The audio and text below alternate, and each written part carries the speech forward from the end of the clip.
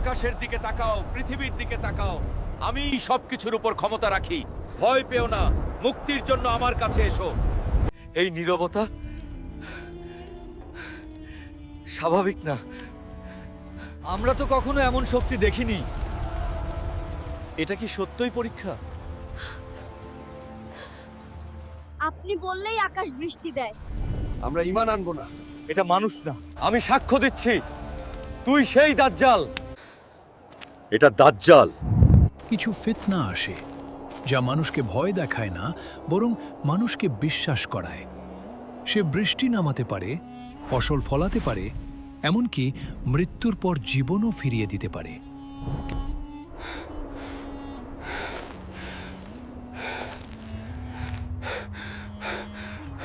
কিন্তু মনে রেখো, সব অলৌকিক ঘটনা আল্লাহর নিদর্শন নয়। এই ভিডিওটা শেষ পর্যন্ত দেখো, কারণ এখানে এমন এক সত্য আছে যা দাজ্জালের মুখের ওপর দাঁড়িয়ে বলা হয়েছিল। এটা দাজ্জালের ফিতনার এপিসোড 2। আর যদি শুরুটা জানতে চাও তাহলে এপিসোড 1 দেখে নিও। নবী সাল্লাল্লাহু আলাইহি ওয়াসাল্লাম বলেন, দাজ্জাল এক জনসমাজে গিয়ে মানুষকে তার প্রতি ঈমান আনয়নের আহ্বান জানাবে। এতে তারা ঈমান আনবে। দাজ্জাল তাদের উপর বৃষ্টি বর্ষণ করার জন্য আকাশকে আদেশ দিবে। আকাশ বৃষ্টি বর্ষণ করবে, জমিন ফসল উৎপন্ন করবে এবং তাদের পশুপাল ও চতুষ্পদ জন্তুগুলো অধিক মোটা তাজা হবে এবং পূর্বের তুলনায় বেশি দুধ প্রদান করবে। আমি তোমাদের রব। আমি ঈমান আনো। আমার উপর ঈমান আনো। অতঃপর অন্য একটি জনসমাজে গিয়ে মানুষকে তার প্রতি ঈমান আনয়নের আহ্বান জানাবে। লোকেরা তার কথা প্রত্যাখ্যান করবে। দাজ্জাল তাদের নিকট থেকে ব্যর্থ হয়ে ফেরত আসবে। এতে তারা চরম অভাবে পড়বে। তাদের ক্ষেত খামারে চরম ফসলহানি দেখা দিবে। দাজ্জাল পরিত্যক্ত ভূমিকে তার নিচে লুকায়িত গুপ্তধন বের করতে বলবে। গুপ্তধনগুলো বের হয়ে মৌমাছির দলের ন্যায় তার পিছে পিছে চলতে থাকবে। জমিন, আমি যা আদেশ করি তা প্রকাশ কর। তোমার নিচেই তুমি কি আমার উপর ঈমান আনবে? না, এখন আমার ঈমান আরো দৃঢ় হয়েছে। তুমি দাজ্জাল। দাজ্জাল একজন মুমিন যুবককে হত্যা করে পুনরায় জীবিত করবে। নবী সাল্লাল্লাহু আলাইহি ওয়াসাল্লাম বলেন, দাজ্জাল বের হয়ে মদিনার দিকে অগ্রসর হবে। যেহেতু মদিনায় দাজ্জালে প্রবেশ নিষেধ, তাই সে মদিনার নিকটবর্তী একটি স্থানে অবস্থান করবে। তার কাছে একজন মুমিন লোক গমন করবেন। কেউ কেউ বলেন এটা নাকি হবেন খিজির আলাইহিসসালাম। তিনি হবেন ওই জামানার সর্বোত্তম মুমিন। দাজ্জালকে দেখে তিনি বলবেন, আমি সাক্ষ্য দিচ্ছি যে তুমি সেই দাজ্জাল যার সম্পর্কে রাসূল সাল্লাল্লাহু আলাইহি ওয়াসাল্লাম আমাদেরকে সাবধান করেছেন। তখন দাজ্জাল উপস্থিত মানুষকে লক্ষ্য করে বলবে, আকাশের দিকে তাকাও, পৃথিবীর দিকে তাকাও। আমি সবকিছুর উপর ক্ষমতা রাখি। ভয় পেও না, মুক্তির জন্য আমার কাছে এসো।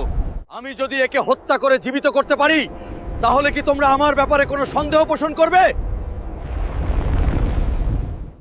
আমি যদি একে হত্যা করে জীবিত করতে পারি, তাহলে কি তোমরা আমার ব্যাপারে কোনো সন্দেহ পোষণ করবে? লোকেরা বলবে না।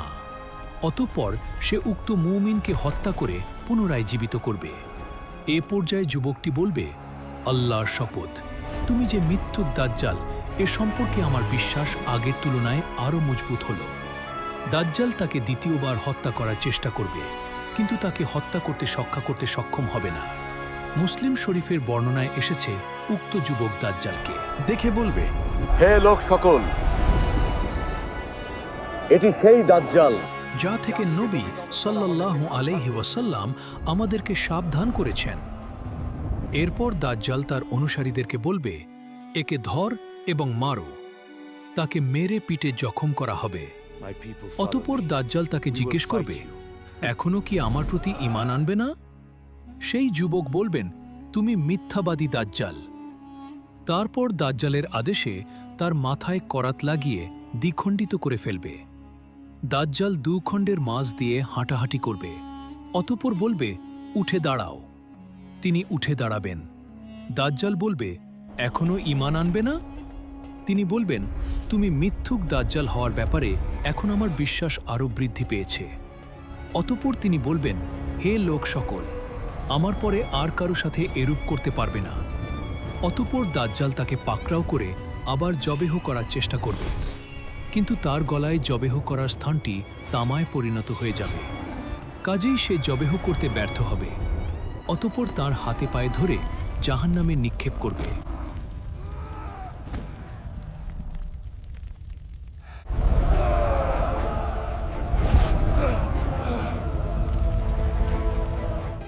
ইহুদিরা মিথ্যুক দাজ্জালের অপেক্ষায় রয়েছে। তাদের বিশ্বাস অনুযায়ী দাজ্জাল হবে তাদের বাদশাহ। তার নেতৃত্বে তারা বিশ্ব পরিচালনা করবে।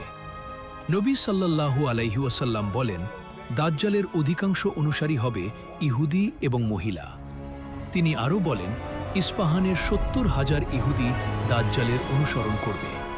তাদের সবার পরনে থাকবে সেলাইবিহীন চাদর। দাজ্জালের শেষ পরিণতি।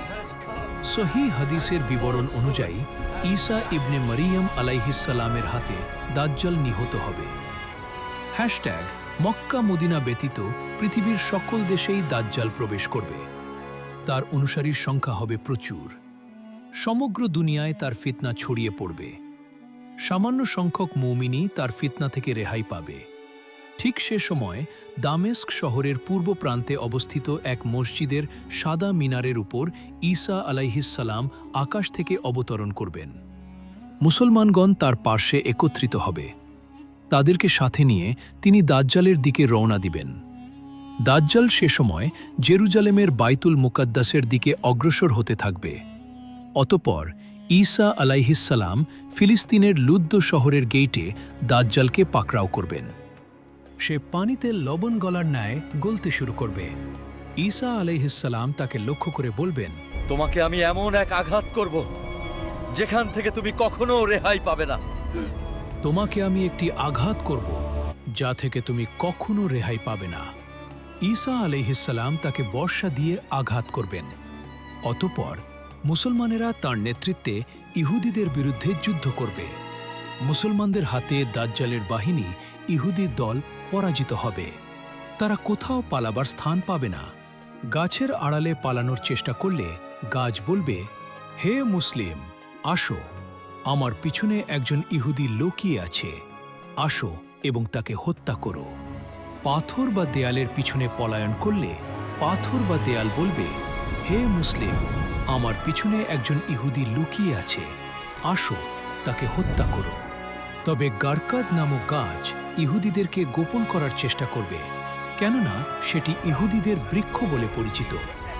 সহিহ মুসলিম শরীফে আবু হুরায়রা রাদিয়াল্লাহু আনহু হতে বর্ণিত, নবী সাল্লাল্লাহু আলাইহি ওয়াসাল্লাম বলেন, ততক্ষণ পর্যন্ত কিয়ামত হবে না যতক্ষণ না মুসলমানেরা ইহুদিদের সাথে যুদ্ধ করবে। এই হলো হাদিস সমূহ মতে দাজ্জালের পরিচিতি। এবার আসা যাক আপনার প্রশ্নের দ্বিতীয় অংশে। আসলে কি দাজ্জাল মডার্ন টেকনোলজি? এত বর্ণনার পরে আসলে এই রূপক টেকে না। খুব বেশি স্পষ্ট করে রাসূল সাল্লাল্লাহু আলাইহি ওয়াসাল্লাম চিহ্নিত করেছেন যে দাজ্জাল একজন মানুষ, রূপক কিছু নয়।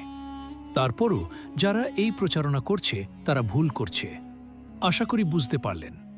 একটা অনুবাদ বই পুস্তিকা বিক্রি হচ্ছে যেটার নাম দাজ্জাল, ইহুদি খ্রিস্টান সভ্যতা। বইটাতে যেটা প্রমাণ করার চেষ্টা করা হয়েছে তা হলো দাজ্জাল বলে কোনো ব্যক্তি আসবে না। দাজ্জাল একটা অ্যাবস্ট্র্যাক্ট আইডিয়া, যার কোনো ফিজিক্যাল এক্সিস্টেন্স নেই।